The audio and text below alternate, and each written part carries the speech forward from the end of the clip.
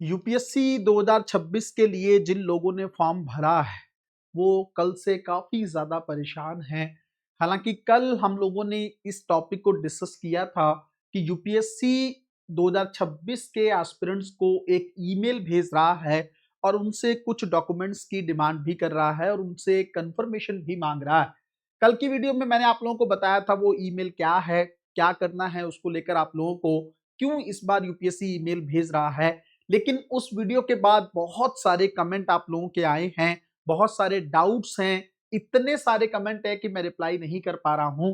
तो बहुत सारी डिमांड थी इस चीज को लेकर कि सर क्लैरिटी कर दीजिए, अभी भी चीजें समझ में नहीं आ रही हैं कि उसका करना क्या है, उस ईमेल को कैसे हैंडल करना है, क्या यूपीएससी को रिप्लाई करना है, क्या करना है उसको लेकर समझना है। और इस ईमेल को लेकर भी और सारी क्लैरिटी जो है आप लोगों के मन में होनी चाहिए।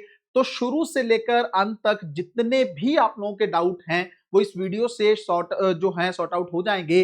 बिल्कुल ध्यान से इस वीडियो को देखिएगा, बहुत इंपॉर्टेंट वीडियो है, क्योंकि अगर आप लोगों ने 8 अप्रैल से पहले पहले वो चीजें नहीं की जो मैं आप लोगों को बता रहा हूं तो शायद आपका फॉर्म रिजेक्ट भी हो सकता है ना। तो उस चीज को ध्यान में रखते हुए इस वीडियो को आप लोगों को देखना है। लेकिन वीडियो स्टार्ट हो उससे पहले एक ही चीज है, आप लोगों को वीडियो को लाइक कर दीजिए, शेयर कर दीजिए। और अगर अभी तक आप लोगों ने डिलाइट आईएएस के यूट्यूब चैनल को सब्सक्राइब नहीं किया है तो चैनल सब्सक्राइब कर लो। आप लोगों को पता है अभी तक बड़ी बड़ी कोचिंग्स को पता भी नहीं है इस मैटर को लेकर और हम लोग इस टॉपिक को लगातार डिस्कस करते चले जा रहे हैं, है ना। तो डिलाइट आईएएस एक मंच बनकर आप लोगों के साथ हमेशा की तरह खड़ा हुआ है।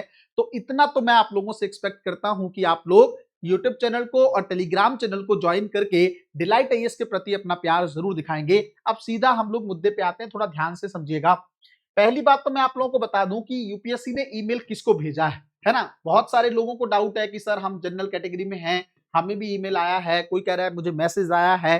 तो जहां तक मुझे अभी तक पता चला है, पहली चीज तो जो लोग रिजर्व कैटेगरी से बिलोंग करते हैं उनको यूपीएससी ने ईमेल भेजा है। फर्स्ट थिंग, कौन से रिजर्व कैटेगरी, क्या सिर्फ ईडब्ल्यूएस के लिए नहीं, ईडब्ल्यूएस वालों को भी भेजा है, ओबीसी वालों को भी भेजा है, even SC category, ST category, सबको ही यूपीएससी ने मेल भेजा है। क्योंकि मेरे पास सबके सब बच्चों के मैसेज आ चुके हैं कि सर हम इस कैटेगरी से बिलोंग करते हैं और हमें भी ये मेल आया है। इवन मेरे पास एक तो मैसेज इस चीज को लेकर भी आया है कि सर हम जनरल कैटेगरी से हैं, हमने कोई मतलब चीजें पहले नहीं की हैं, उसके बावजूद जो है जबकि हम किसी रिजर्व कैटेगरी से बिलोंग भी नहीं करते तब भी हमें यूपीएससी का ये मैसेज आया है। अब मैं बता रहा हूं किनको जा रहा है ये ईमेल। एक बात तो ये कि सबको ही जा रहा है, सबसे पहली चीज।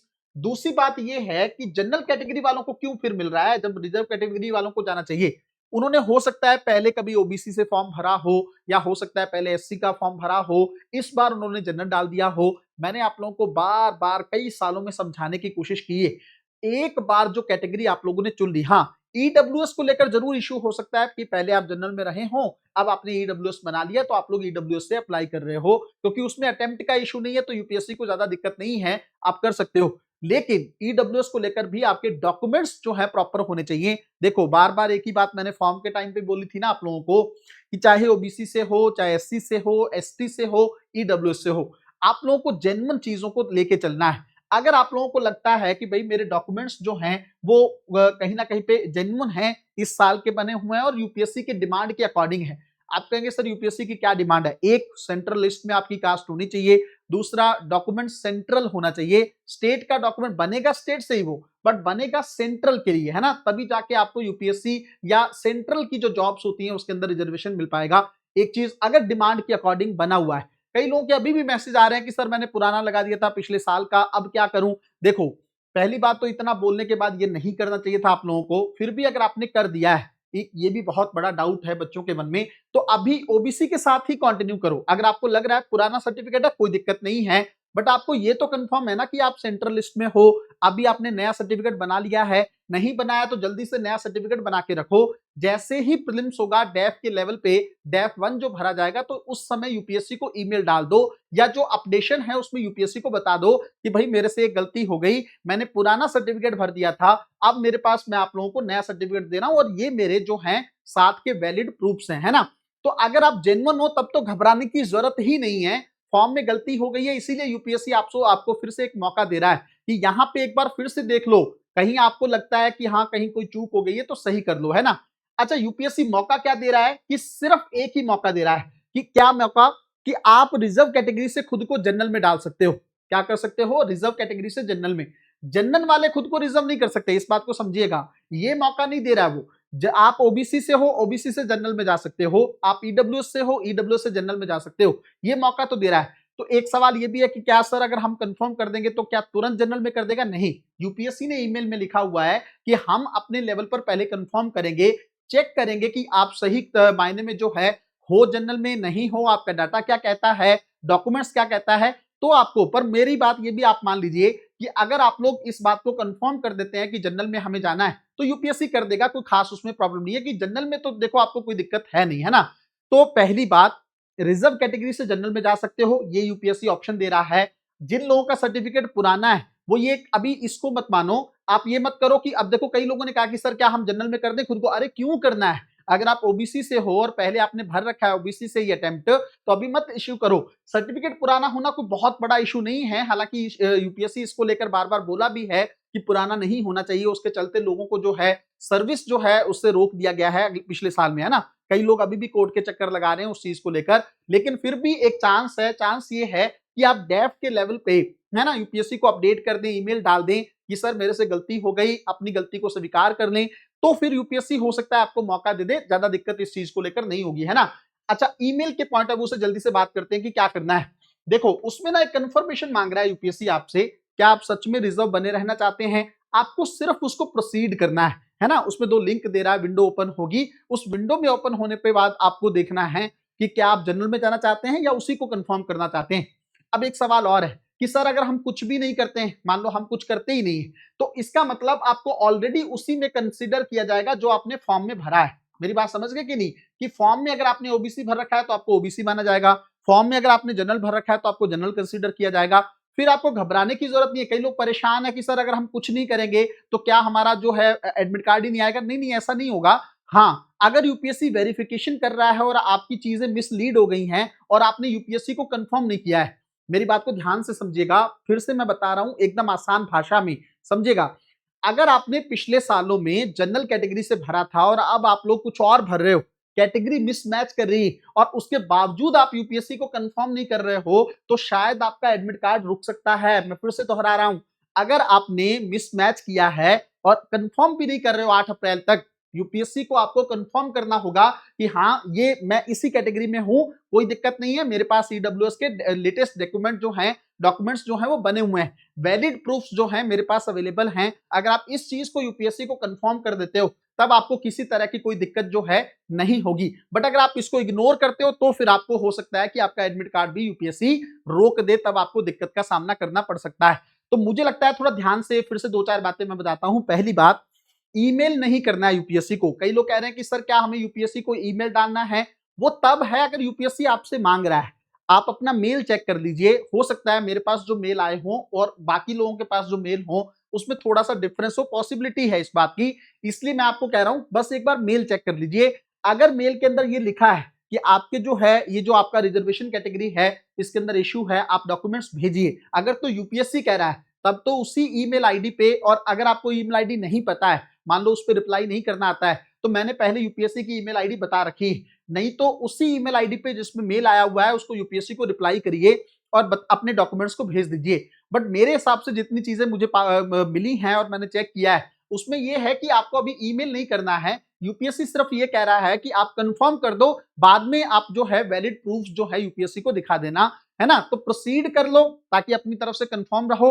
और जिन लोगों ने पहले कैटेगरी में इशू किया है, अब कई लोग और परेशान हो गए हैं कि सर हमने 0 अटेम्प्ट भरे थे, हमने जो है यूपीएससी में ऐसे गलती से कर दिया, हमें पता नहीं था। इतनी बार बताने के बावजूद भी आपने गलती की। देखो, नंबर ऑफ अटेम्प्ट्स आपको सही ही भरने थे, चाहे आप रोल नंबर में 0 डाल देते, है ना। अगर आपको रोल नंबर याद नहीं था तो 0 डाल देते, लेकिन अटेम्प्ट गलत बता के आप लोगों ने सही नहीं किया है, उसके लिए शायद आपको यूपीएससी पनिश कर सकता है आने वाले टाइम में। फिर भी मैं आपको उसका भी हल बताया था आपको, जब आपको फॉर्म भर रहे थे आप लोग, मैंने कहा था कि यूपीएससी को ईमेल डाल दो, अपनी तरफ से कंफर्म कर दो यूपीएससी को कि भाई मेरे से ये गलती हो गई है, ताकि अगली स्टेजेस पर यूपीएससी आपको संभलने का मौका भी दे, है ना। अगर अभी तक कुछ लोगों ने मेल नहीं डाला है तो आप लोग मेल डाल दो यूपीएससी को कि भाई मेरे से ये गलती हो गई है, अब वो एडिट भी नहीं हो पा रहा है, इसलिए आप थोड़ा सा इस चीज को लेकर मुझे गाइड कर दो। यूपीएससी को कॉल भी कर सकते हो, इसको लेकर भी मैंने पहले वीडियो बना रखी है, नंबर भी दे रखा है जिस पे आप यूपीएससी से बात कर सकते हो। तो मुझे लगता है ईमेल को लेकर आपका हर एक डाउट क्लियर हो गया है। कई लोगों के मन में है कि सर अगर इसका रिप्लाई नहीं करते हैं तो एडमिट कार्ड रुकेगा। अगर आपका मिसमैच नहीं है ना, आपने 3 अटेम्प्ट पहले दिए हैं और सेम कैटेगरी से भरा है, तब तो आपका कोई दिक्कत नहीं होगा। और प्रोसीड करने में क्या प्रॉब्लम है, कोई कोई आपका कोई पैसा थोड़ी लग रहा है। तुरंत आप जाओ, उस विंडो को ओपन करो, जिस जिस डिसीजन के साथ आप आगे बढ़ना चाहते हो उस डिसीजन के साथ चले जाओ, यूपीएससी कंफर्म कर देगा। कोई बड़ा इशू है ही नहीं इस चीज को लेकर, है ना। और जिन लोगों को लगता है कि मिसमैच नहीं है, वो चाहो तो रिप्लाई मत भी करो, वो कंसीडर भी कर लेगा, अपने आप ही कर लेगा। तो परेशान मत हो इस चीज को लेकर, है ना, कि एकदम से क्या हो गया है, अब हमारा एग्जाम होगा नहीं होगा। देखो अभी आपको पढ़ाई पे फोकस करना है, ये सारी चीजें उतनी बड़ी नहीं है। और यूपीएससी कोई इस तरह से नहीं है, कोई भूत टाइप का नहीं है जो आपको डराएगा। बहुत अच्छी संस्था है, बहुत अच्छे तरीके से हैंडल करता है। फिर भी किसी बच्चे को लगे कि सर मेरा ये इशू है, इसके बारे में बात नहीं हुई है, तो डिलाइट आईएएस का जो डिस्कशन ग्रुप है, आप लोग देख रहे होंगे कल से लगातार इतने सारे मैसेज के रिप्लाई कर रहे हैं हम वहां पे। तो आप लोग, मैं फिर से पिंड कर दूंगा उस मैसेज को, उस लिंक को, जिसमें आप डिलाइट आईएएस का टेलीग्राम चैनल सीधे ज्वाइन कर सकते हो। टेलीग्राम चैनल को ज्वाइन करो, उसके अंदर डिस्कशन का ग्रुप आएगा, उस ग्रुप को ज्वाइन कर लो, है ना। उसमें रिक्वेस्ट भेजो, रिक्वेस्ट के बाद वो एक्सेप्ट कर लेंगे हम। उसके बाद आप उसके अंदर मैसेज कर सकते हो। मैसेज करोगे और अगर आपका कोई भी डाउट है, अभी है, आने वाले टाइम में है, कभी भी आपको दिक्कत लगे, कोई और संस्थान आपके साथ खड़ा हो चाहे ना हो, डिलाइट आईएएस आपके साथ हमेशा खड़ा रहेगा। एक जरूर मैं अपनी समस्या आप लोगों को बता देता हूं, सुबह से लेकर शाम तक सारा दिन क्लासेस चलती है ना, 12-12 14-14 घंटे तक क्लास चलती है। तो कई बार समय थोड़ा उतनी इजाजत नहीं देता कि हर एक बच्चे का सिंगल रिप्लाई हम कर पाएं। लेकिन मेरी पूरी कोशिश होती है कि जो सिंसियर या जो परेशानी वाले बच्चे हैं, जिनको बहुत टेंशन हो रही है, पढ़ाई नहीं कर पा रहे हैं, तो मैं पूरी कोशिश करता हूं कि बीच में भी टाइम निकाल के कम से कम आप लोगों के साथ खड़ा हो सकूं, है ना। तो मैं ये नहीं कह रहा कि मैं बहुत बड़ा एहसान कोई आप लोगों पे कर रहा हूं, लेकिन मैंने उस जर्नी को जिया है, मैंने उस टाइम को देखा है जब बच्चे परेशान होते हैं, तब उनका फोकस जो है पढ़ाई पे नहीं हो पाता है ना, फॉर्म से ध्यान ही नहीं हट पाता है। इसीलिए मैंने इतनी सारी वीडियोस आप लोगों के लिए बनाई, है ना। और उसके अलावा कोई भी इंटेंशन ऐसा नहीं है, आप चाहे गलत मन में सोचते रहो, मुझे उससे फर्क नहीं पड़ता है। लेकिन इतना जरूर है कि अगर कोई टीचर, कोई संस्थान आप लोगों के साथ खड़ा होना चाहता है, तो आपका भी फर्ज बनता है कि आप उसके साथ जुड़े रहो, सपोर्ट करो, ताकि आने वाले टाइम में वो कम से कम आप लोगों की बातों का जवाब देता रहे। नहीं तो हर एक मोटिवेशन एक ना एक समय पे डाउन हो जाता है। तो ये मत करिएगा, डिलाइट आईएएस को फॉलो करके रखिए, शेयर करिए, और जितना हो सके अपना प्यार जो है डिलाइट आईएएस के लिए दिखाइए, ताकि आने वाले समय में भी हम लोग ये यूपीएससी की लड़ाई को आसान बना के चल सकें। अगर जो भी डाउट्स फ्यूचर में आएंगे, जैसे से एग्जाम होगा, है ना, एडमिट कार्ड को लेकर होगा, वो सारी चीजों को लेकर हम लोग बहुत अच्छे तरीके से बात कर सकें।